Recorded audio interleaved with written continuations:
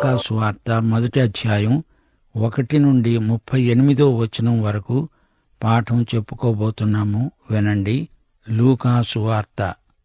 ఘనత వహించిన తెయోఫిలా, ఆరంభము నుండి కన్నులారా చూచి వాక్య సేవకులైన వారు మనకు అప్పగించిన ప్రకారము మన మధ్యను నెరవేరిన కార్యములను గూర్చి వివరముగా రాయటానికి అనేకులు పూనుకున్నారు. గనుక నీకు ఉపదేశించబడిన సంగతులు నిశ్చయముగా జరిగినవని నీవు తెలుసుకోవాలని వాటినన్నిటినీ మొదటి నుండి తరచి పరిష్కారముగా తెలుసుకుని ఉన్న నేను నీ పేరట వాటిని గూర్చి వరుసగా రచించటం యుక్తమని ఎంచాను. శ్రోతలు, లూకా తన సువార్తకు ఉపోద్ఘాతంగా 4 మాటలు చెప్తున్నాడు.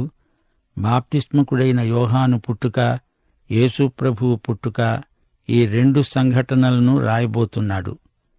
మరియా, ఎలిజబెతు ఈ ఇద్దరూ పాడిన గీతాలు ఈ అధ్యాయంలో వినవచ్చు.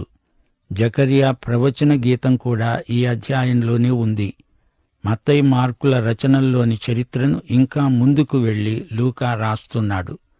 400 సంవత్సరాలు పరలోకం మౌనం వహించింది. అప్పుడు గబ్రియేలు దూత జకర్యా అనే యాజకునికి ఆలయంలో సేవ జరిగిస్తూ ఉండగా కనపడి బాప్తిస్మకుడైన యోహాను పుట్టుకను గురించిన ప్రవచన సందేశం అందించాడు. యోహాను, యేసు ఈ ఇద్దరి జన్మ వృత్తాంతాలను లూకా రాస్తున్నాడు. వాక్య సేవకులు కన్నులారా చూచారు. అటోప్టాయ్ అనే గ్రీకు మాట, అనగా కన్నులారా చూచిన వారి సాక్ష్యం. అటో అంటే తనంతట తానే అని అర్థం. అప్సోమాయ్ అంటే చూడడం. నీ అంతట నీవు స్వయంగా చూచింది. ఇది నీ సాక్ష్యం. అటోప్టాయ్. ఇది వైద్య పరిభాష. మేము స్వయంగా చూచి తెలుసుకున్నదే మీకు తెలియచేయాలని రాస్తున్నాను అంటున్నాడు లూకా. వాక్య సేవకులు అనే మాట లూకా ప్రయోగించాడు. హుపరేటాయ్ అనే గ్రీకు మాటకు ఇది అనువాదం. అంటే ఉపనావికుడు అని భావం. ఆస్పత్రిలో వైద్యునితో కలిసి అతనికి లోబడి పనిచేసే వ్యక్తిని హుపరేటాయ్ అంటారు. యేసు అనే మహావైద్యుని కింద వీరు ఉపవైద్యులు, సహాయకులు. లూకా యేసుకు ఉపవైద్యుడు. అందుకే ఈ పరీక్ష.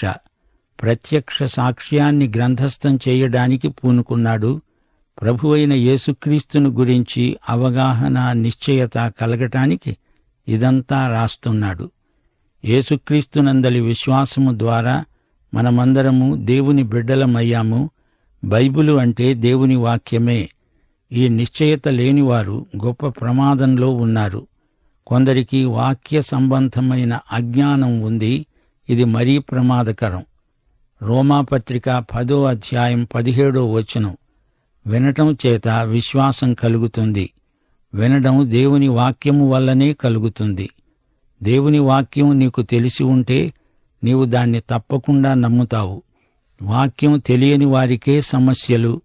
సమస్యలు వాక్యం వల్ల గాని, యేసు ప్రభువు వల్ల గాని కలగవు. సమస్యలన్నీ నీలో, నాలో ఉన్నాయి. శ్రోతలు వింటున్నారా? గబ్రియేలు దూత జకర్యాకు కనిపించి యోహాను పుట్టుకను ప్రవచిస్తున్నాడు. 5వ వచనం నుండి, యూదయ్య దేశపు రాజైన హేరోదు దినములలో అబీయా తరగతిలోనున్న జకర్యా అనే ఒక యాజకుడున్నాడు. అతని భార్య అహరోను కుమార్తెలలో ఒకతే. ఆమె పేరు ఎలిజబెతు.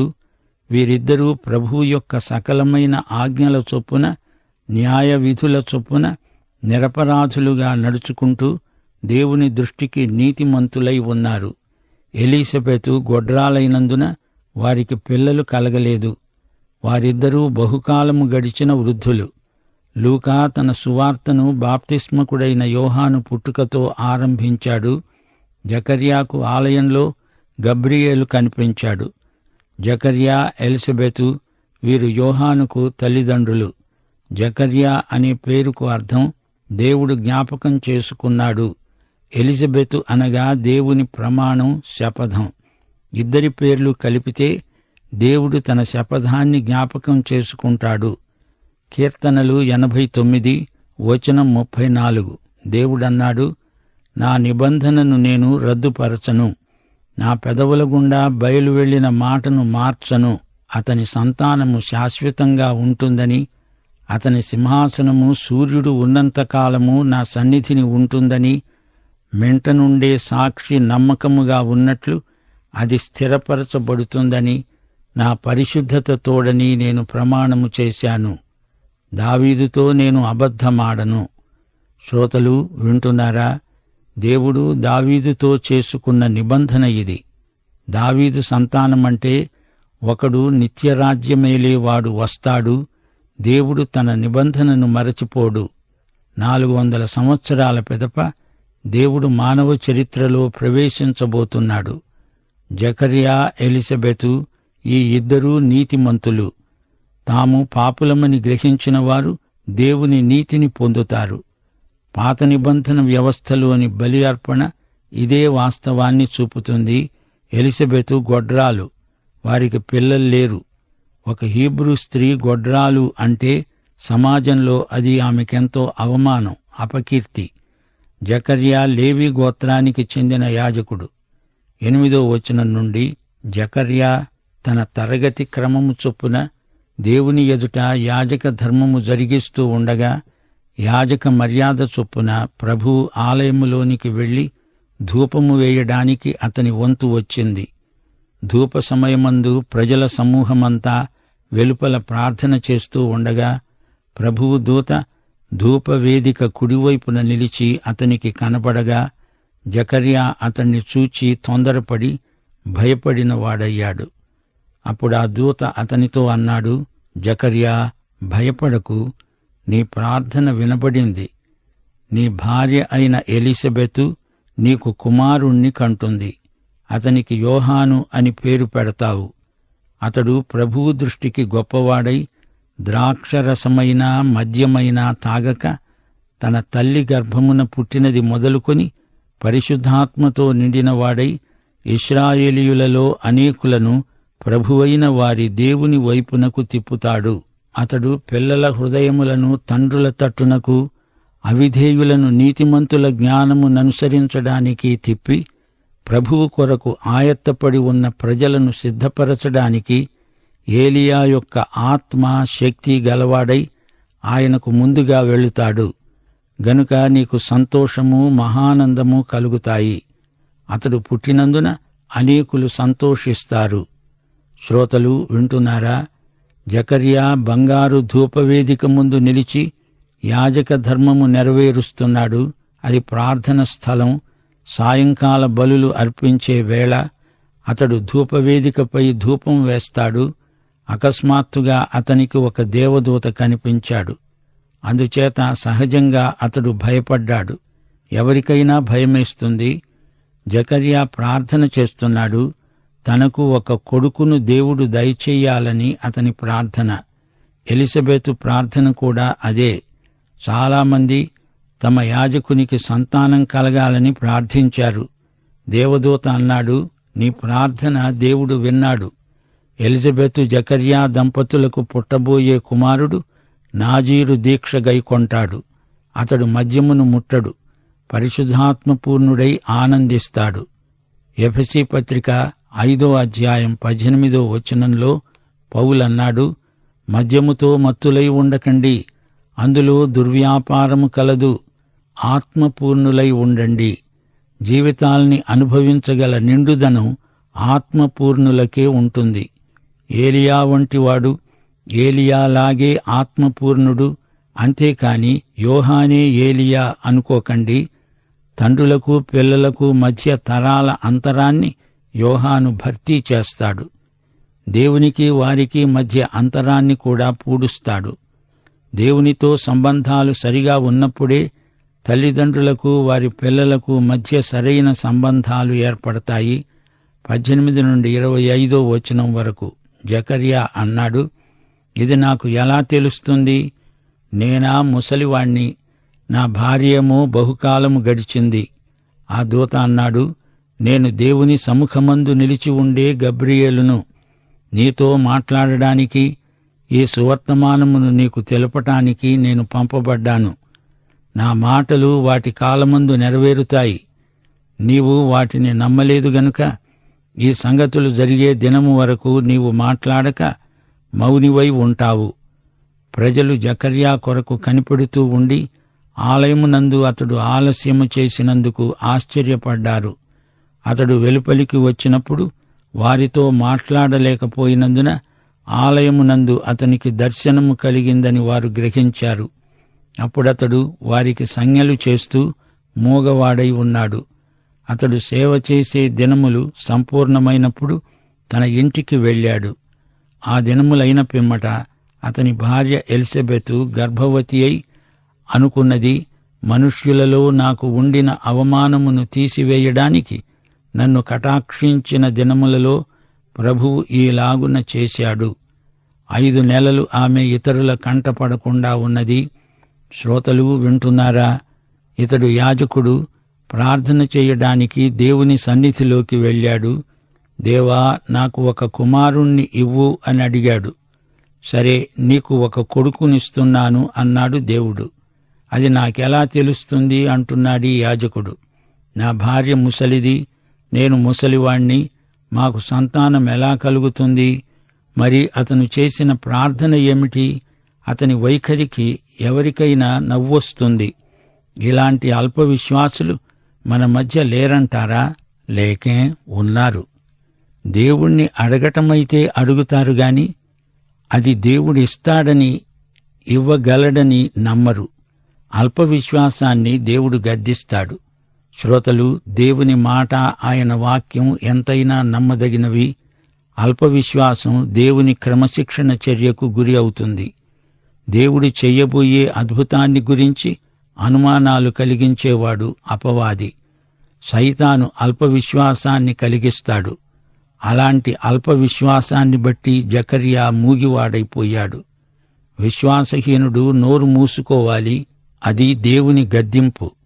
విశ్వసించిన వానికే మాట్లాడే హక్కు, అధికారం ఉంది.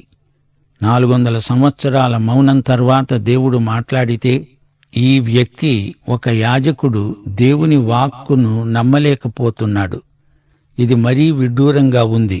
పౌలన్నాడు, విశ్వసించాను గనుక మాట్లాడతాను. జకర్యా నోరు పడిపోయింది. తాను దర్శనం చూచినట్లు వారికి సంజ్ఞల ద్వారా తెలియజెప్పటం ఎంత కష్టమైందో ఊహించలేము. జకర్యా వంతుకాలం ముగిసే వరకు మూగి యాజకుడుగా సేవ చేసి తరువాత ఇంటికి వెళ్ళిపోయాడు. జకర్యా మూగివాడైతే ఎలిజబెతు ఇతరుల కంటబడకుండా ప్రవాసంలో రహస్యంగా గడిపింది. ఆమె పొద్దస్తమానము భర్తకు జ్ఞాపకం చేస్తూనే ఉంది, మనకు ఒక కొడుకు పుట్టబోతున్నాడు. లూకాసు వార్త 1వ అధ్యాయం 26వ వచనం నుండి, 6వ నెలలో గబ్రియేలు అనే దేవదూత గలిలయలోని నజరేతు అనే ఊరిలో దావీదు వంశస్థుడైన యోసేపు అనే ఒక పురుషునికి ప్రదానము చేయబడిన కన్యక యొద్దకు దేవుని చేత పంపబడ్డాడు. ఆ కన్యక పేరు మరియా.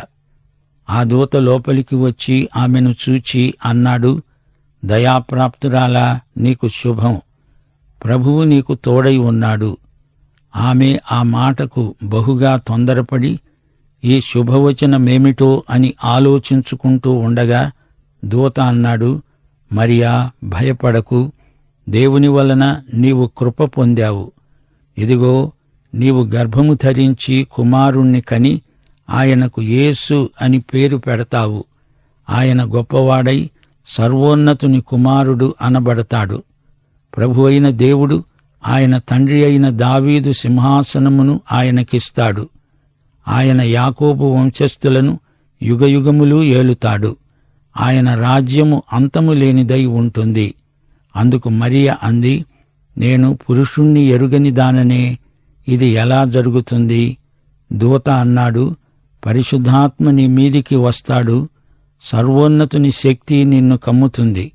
గనుక పుట్టబోయే శిశువు పరిశుద్ధుడై దేవుని కుమారుడు అనబడతాడు. నీ బంధువురాలు ఎలిజబెత్ కూడా తన వృద్ధాప్యమందు ఒక కుమారుణ్ణి గర్భము ధరించి ఉన్నది. గొడ్రాలనబడిన ఆమెకు ఇది 6వ మాసం. దేవుడు చెప్పిన ఏ మాట అయినా నిరర్థకము కానేరదు. అందుకు మరియ అన్నది, ఇదిగో, నేను ప్రభువు దాసురాల్ని, నీ మాట చొప్పున నాకు జరుగునుగాక. అంతట దూత ఆమె వద్ద నుండి వెళ్ళిపోయాడు. శ్రోతలు వింటున్నారా? నజరేతులోని సన్నివేశమిది. జకర్యాకు దూత కనబడిన 6 నెలలకు మరియకు ఆ దూతే కనిపించాడు. మరియ కన్యక. కన్యక అంటే పురుషుని ఎరుగనిది. మానవ సహజ విధానంలో కన్యక గర్భం ధరించటం అనూహ్యం, అసాధ్యం. అయితే యేసును కన్య మరియ కన్నది. ఇది సహజాతీతమైన దేవుని అద్భుత క్రియ. వైద్యుడైన లూకా కన్యక గర్భం ధరించిన విధానాన్ని వివరించి నొక్కి చెబుతున్నాడు. మరియా దేవుని దృష్టిలో దయాప్రాప్తురాలు. స్త్రీలలో ఆమె ఉత్తమురాలు, స్త్రీలకు పైగా కాదు. మరియా స్త్రీత్వానికి విలువను సంతరించిన మహిళ. హవ్వ పాపాన్ని లోకంలోకి తెస్తే మరియ పాప విమోచకుణ్ణి లోకంలోకి తెచ్చింది. దేవదూత మాటలకు మరియ ఎంతో ఆశ్చర్యపడింది. అకస్మాత్తుగా దేవదూత కనిపించటంతో ఆమె కంగారు పడింది. పుట్టబోయే ఈ శిశువు శాశ్వత రాజ్యమేలుతాడు. దావీదు సింహాసనం మీద కూర్చుంటాడు. లూకా రాసిన సంగతులు ఊహాకల్పనలు కాదు, అక్షర సత్యాలు. కన్యక గర్భధారణను గురించి మరియకే సందేహం కలిగింది. ఇది ఎలా జరుగుతుంది అని మరియ గబ్రియేలును ప్రశ్నించింది. గబ్రియేలు దూత మరియ ప్రశ్నకు చక్కని జవాబిచ్చాడు. లేవియ కాండంలో స్త్రీ ప్రసూతి విషయంలో నియమాలు పేర్కొనబడ్డాయి. ఒక శిశువును కన్నప్పుడు స్త్రీకి అశుచి. ఎందుకనగా ఆమె ఒక పాపిని లోకంలోకి తెచ్చింది. అయితే మరియ కన్న శిశువు పరిశుద్ధుడు. స్త్రీ పురుష సంపర్కము చేత కలిగిన శిశువైతే పుట్టుకతోనే పాపి. దేవుడు కన్యక గర్భాన పరిశుద్ధాత్మ శక్తి వల్ల పుట్టాడు. 51 కీర్తన 5వ వచనంలో దావీదన్నాడు, నేను పాపములో పుట్టినవాడను, పాపములోనే నా తల్లి నన్ను గర్భమున ధరించింది. కాని మరియ గర్భమున ధరించిన శిశువు పరిశుద్ధుడైన దేవుని కుమారుడు. యేసు దేవనరుడు. బాప్తిస్మకుడైన యోహాను జన్మ కూడా అద్భుతమే. కాని అది కన్యక గర్భధారణ కాదు. వృద్ధ దంపతులకు గర్భఫలంగా యోహాను పుట్టాడు. దేవునికి అసాధ్యమైనది ఏదీ లేదు. కాని నీవడిగిందల్లా దేవుడు చేస్తాడనుకోవద్దు. దేవుడు తన సంకల్ప సిద్ధికి అసాధ్యమైనది ఏదీ లేదు అంటున్నాడు. శ్రోతలు వింటున్నారా? మరియా గొప్ప దైవ సేవిక.